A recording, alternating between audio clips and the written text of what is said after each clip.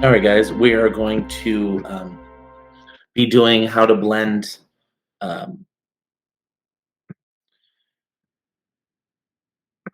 to blend two pictures like a Hollywood movie poster. This assignment right here, blending photos like a Hollywood movie poster. They have this romantic couple and a lightning storm, make sort of a like a Notebook kind of movie feel. That's not my jam, so I'm going to do Spider-Man and New York City. So what I did was I already have my documents opened of my Spider-Man, a great portrait of Spider-Man, nice clear resolution. You can see if I zoom in, it is not pixelated whatsoever. And you have my New York City line, which is also not too bad. The reason why this one's a little more, which is not a problem, it is going to be blended into the Spider-Man, so you won't be able to see it so much. Um, so first thing I'm going to do is I'm going to unlock the New York City skyline. I'm going to click and drag it from this document to the Spider-Man document, if it lets me. Oh, it's not letting me. There we go. And on top of to my Spider-Man document. Now, I want to position this document so that I want to blend them both together, but I want to be able to see the Spider-Man and the city quite well. So I'm going to enlarge the city, and I'm going to put it in transformation mode, which is Control or Command T.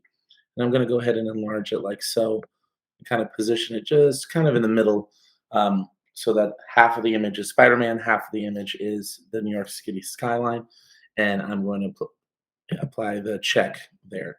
Um, Now, what's really important here is we realize that we're going to be using a layer mask. Now, a layer mask, a lot like the clipping mask, it's the way two layers interact with each other. Now, we've already encountered layer masks, but in this case, and a few projects, but in this case, we're going to be using it to blend the two images together. What a layer mask does is it allows for non-destructive editing, meaning that I'm going to apply the mask and all the adjustments and all the editing will happen on the layer mask but will appear on the canvas. And it will allow my pictures to go untouched, meaning I won't have destroyed any of the pixels on the original images. The only uh, the only adjustments or only modifications I'll be making are on the layer mask, and that is the way the professionals do it. They use layer mask as opposed to cutting it out. You get cleaner edits. I can go back and edit the picture without changing everything. It's a very useful tool that is really one of the biggest things in Photoshop are layer masks. So I'm going to apply a layer mask on top of the city. So the layer mask is located right here on the layers panel, right next to the layer style and to the adjustment layers. And I'm going to click that and I'll have like a blank thumbnail. You can see it here. I'm going to make it a little bigger for you guys to be able to see it. Uh, so I have my Spider-Man layer, and then I have my city layer, and my layer mask is right here. So everything I'm going to do is going to be done to this layer mask. Now, I have to highlight the layer mask. You'll see like there is a border around it, and I'm going to use the gradient tool. We've already ran into that before. The gradient tool does a creates a gradual blend between colors, but in this case, the layer mask only recognizes black, white, and gray values. Okay, it does not recognize color. It would recognize it as a value. So I'm going to select my gradient, make sure it's black to white like this, and I'm going to, just like we did before, I'm going to hold the shift so that it's straight, and I'm going to drag down like this. Oop, you see I did it in reverse. So I just go up to the top and hit reverse, and I'm going to do it over again, and it will gently.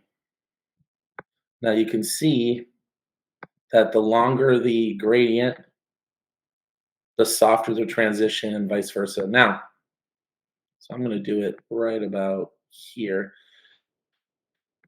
Get rid of that line. See that line right there? I'm trying to get rid of that line so no one can see it, and I feel like I've done it there.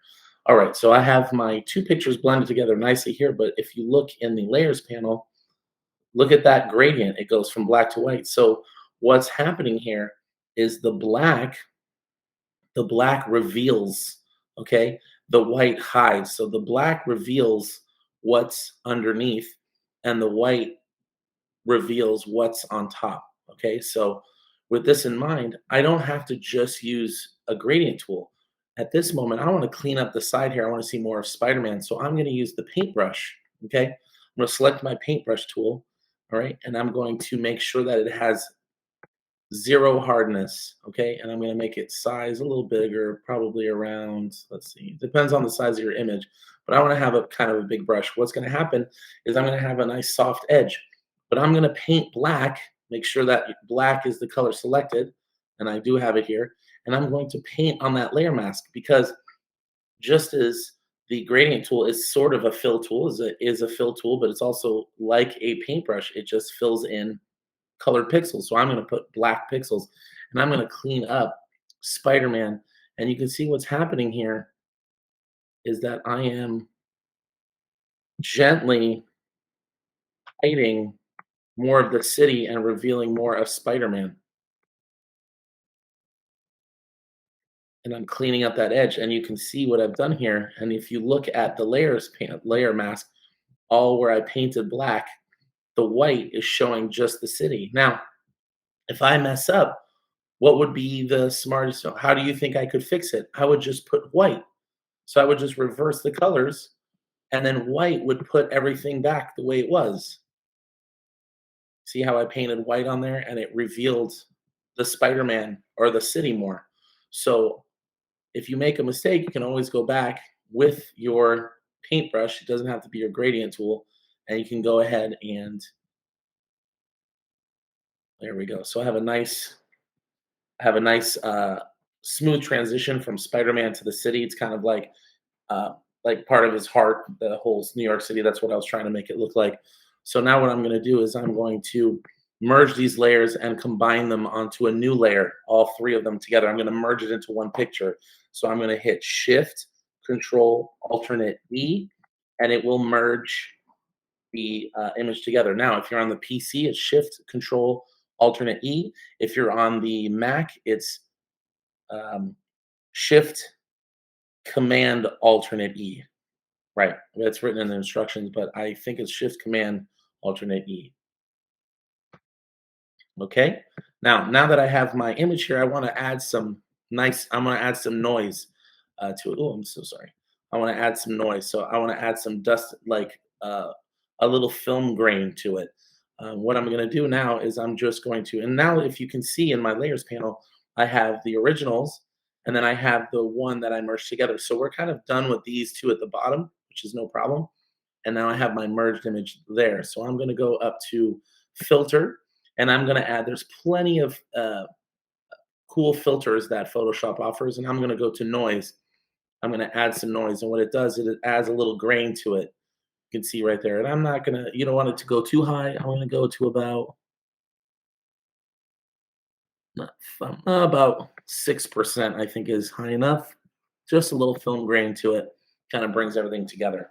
Okay. Once you've added that, we're going to convert this to black and white with an adjustment layer. An adjustment layer is going to make it black and white with a layer. So I'm just going to go to the adjustment layer, which is the half black, half white and gray circle here right next to the layer style. I'm going to click black and white. And you can see what happened here. The image is still in color, but that layer right there, that adjustment layer made it black and white. Okay. This would adjust the tones and things like that of that black and white, but you don't need to do any of that. We just wanted to make it black and white non-destructively. Remember, these adjustment layers in the bottom are non-destructive. They don't destroy the layer, and you can see in the layers panel, it's still there. The Spider-Man image that I merged together is still intact as it was before. Now we're going to colorize it. We're going to give it a nice kind of old-fashioned kind of sepia tone to it. And again, adjustment layer, we're going to go to hue and saturation.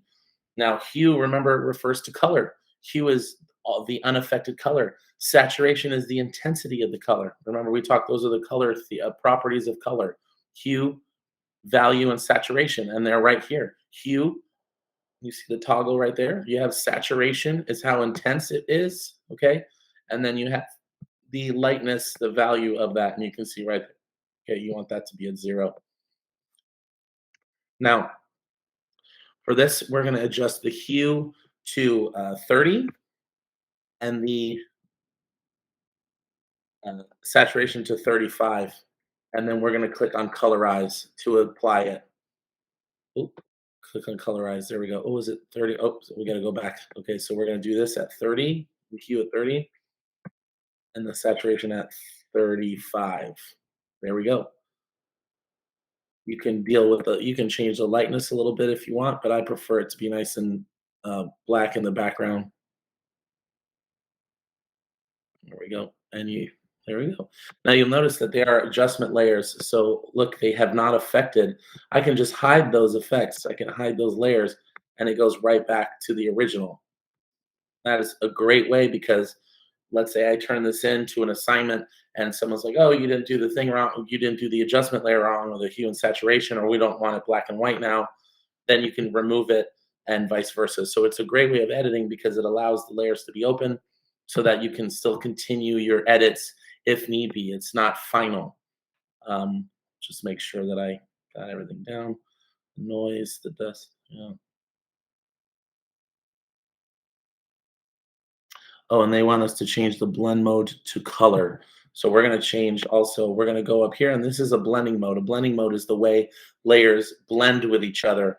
So I'm going to change this one to color, and it will definitely, where is it? And you can see each blending mode acts differently, but I'm going to hit color, and it changes a little bit. But this is a great blending of two images. Looks like a great, cool, would be a really cool movie poster. Um, so this is just one way that layer masks help in Photoshop. They can blend two images together. Um, and I hope you enjoyed it. And if you have any questions, please let me go. This is blending two pictures like a movie poster, like a Hollywood movie poster.